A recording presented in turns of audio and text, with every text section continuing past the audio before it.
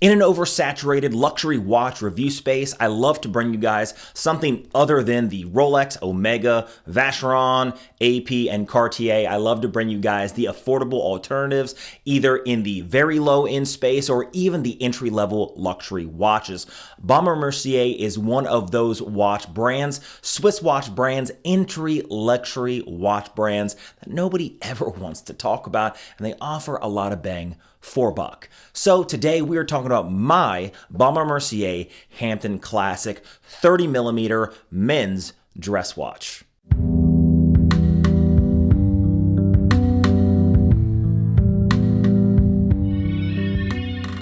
Now, right off the bat, I can hear what you're saying. Chase, 30mm. How could a man wear a 30mm dress watch? That's a lady's dress watch. Well, I can tell you that the case dimensions on this watch are very deceptive. This thing doesn't wear like a 30mm. It wears like a 36, maybe a 37mm. You'll see when we turn the camera and get right into the review. But before we do, it is the holiday season. Remember to check out chasestraps.com, my own personal watch strap company. Also, check out down below watches that I've reviewed for sale. I'm dumping a lot of watches this upcoming weekend right before the holidays. If you guys want to pick up a timepiece, something I've reviewed here on the channel for about 50% off what I purchased it, then I think that's a great deal for you or perhaps a loved one who is into watches. Now, without any further ado, let's just go ahead and flip the camera around and get right into this Baume Mercier Hampton Classic review.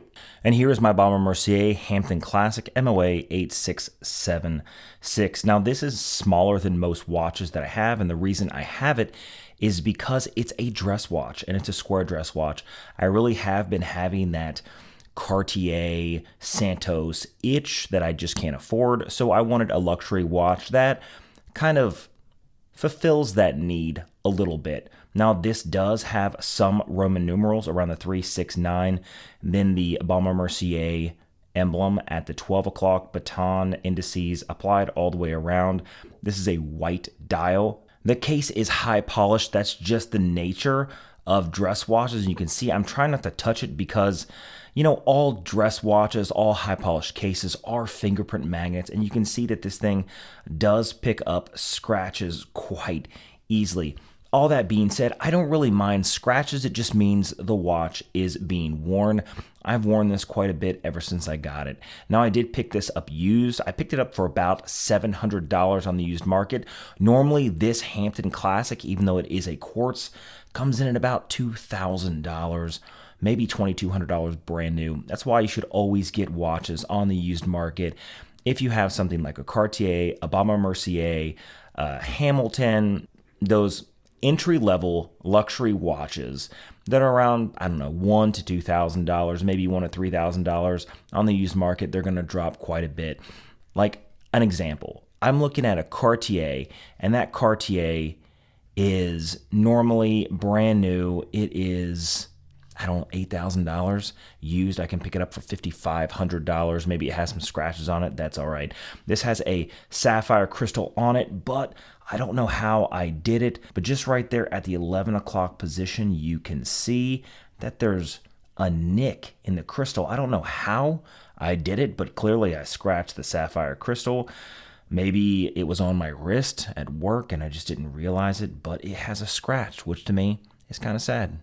But again, it's been worn and it's hard to see. Now that we've talked about why I got the watch, let's talk about the diameters and why sometimes these things can be a little tricky. Now, this thing is technically 30 by 30. 30mm is quite small for a men's watch, and I'm talking about 30mm from this point to this point, this point to this point. But if I look lug to lug or the overall footprint, it's a 40mm watch, so it wears more like a 36mm dress watch. I'll show you on my wrist in just a minute. Now, this thing is, again, lug to lug, 40mm. The lug width on this is 21mm. They're one of the annoying watch companies, the few out there, that use odd size on their straps, which again is just annoying. 6.5mm thick, so this thing is extremely thin on the wrist and it wears quite nicely.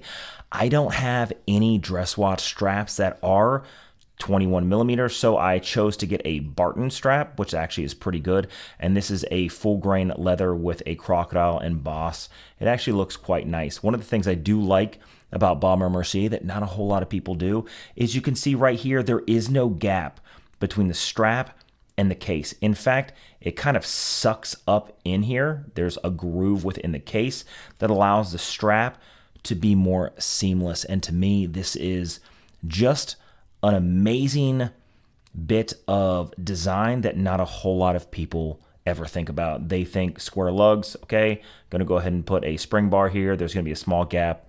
Nobody really cares. They thought about that. This thing just looks great. Not a screw down crown. This thing only has 30 meters of water resistance, which isn't too bad. However, think about that whenever you wear it. This is a dress watch, so this is not a sporty watch. But other than that, it's actually quite nice. Now inside is an ETA 955.412 quartz movement. This thing has 7 joules. You can see down here at the 4.5 o'clock position is the date. Now this thing is a 7 joule movement. One of the things, of course, about higher end watches is the quick turnover date. Let's go ahead and go all the way around. They tend to put a little extra effort, so right there, 1 minute before the 12, it changes over. It's just one of those things that on higher quality watches, you get just the detail finishes, even though this is a quartz movement. Doesn't really bother me. Now, the reason why it doesn't bother me, it's because it doesn't have a second hand, so it doesn't have that annoying ticking hand. So to me, it's just a nice classic dress watch. Let's go ahead and toss it on the wrist. Now here it is on my 7.25 inch wrist, and you can see that it wears slightly larger than what the actual case diameter would, be perceived as. So when you're buying these watches, remember that they could wear completely different. Because of the 40 millimeter lug to lug, the footprint of the watch, it does, again, fit more like a 36 millimeter round watch. I love the way this thing looks. It looks just absolutely classy. Even though it's sized at 30 millimeters, remember, it's not always what you're getting. This thing is going to look good in a suit. It's going to look good in a polo. You could wear this with shorts and a t-shirt. It would look a little weird, but this thing is a great affordable alternative to something like a Cartier if you're looking for a square dress watch.